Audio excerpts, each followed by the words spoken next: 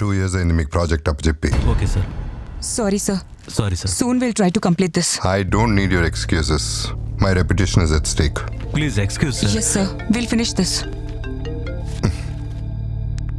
I'll give you 3 months time. Thank you sir. If Okay, you sir. don't complete it by then, I don't need your service. Thank you very much sir. Thanks a lot, sir. Hello? Hello, is this mister Tilakaditya? Yeah? Priya మీ కూతురేనా? Hello, Yes?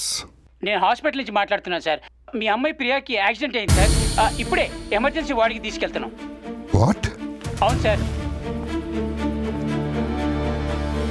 Is it bad? Yes sir, road accident sir. Doctors చూస్తున్నారు, very critical condition sir. అందుకే డైరెక్ట్గా operation థియేటర్లోకి తీసుకెళ్తున్నాం. Which hospital? Apollo hospital sir. Head injury అయ్యి heavy bed loss అయ్యింది. మీ treatment start చేయండి, వచ్చేస్తున్నా. వెంటనే ట్రీట్మెంట్ స్టార్ట్ చేయకపోతే తన ప్రాణాలకే ప్రమాదం ఉంటున్నారు సార్. అర్జెంట్గా అడ్మిషన్ ఫీజు 50,000 కట్టాలంటే సార్. నేను వచ్చేస్తున్నా, వచ్చి కట్టేస్తాను. అంత టైం లేదు సార్. మీకు లింక్ పంపించాను, ఒకసారి చెక్ చేయండి. ఆ లింక్ మీద క్లిక్ చేసి పే చేసేస్తే సర్జరీ స్టార్ట్ చేస్తారంట. పంపించేశాను. ఓకే సార్, మీకోసం హాస్పిటల్ దగ్గర వెయిట్ చేస్తూ ఉంటాం.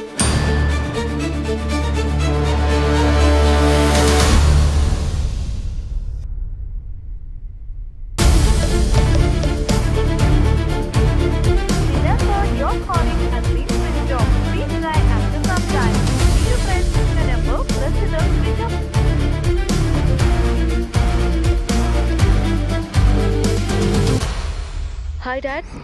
హాయ్ మా, ఎక్కడున్నావు? కాలేజ్లోనే ఉన్నాను డాడీ. ఏమైంది డాడ్? ఓకే మా.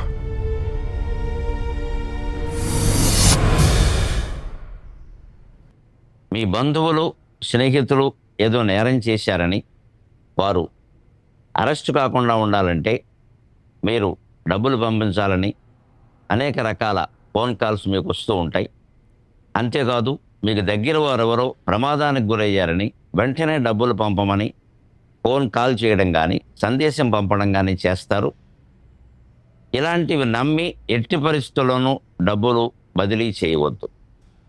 అలా వచ్చేటువంటి కాల్స్ని మెసేజ్ల్లో వాస్తవాన్ని నిర్ధారించుకుని మాత్రమే స్పందించవలసిందిగా విజ్ఞప్తి.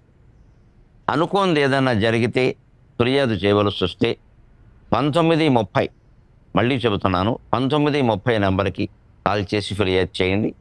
లేదా సమీపంలో ఉన్న పోలీస్ స్టేషన్, ప్రత్యేకించి సైబర్ క్రైమ్ స్టేషన్లో ఫిర్యాదు చేయొచ్చు.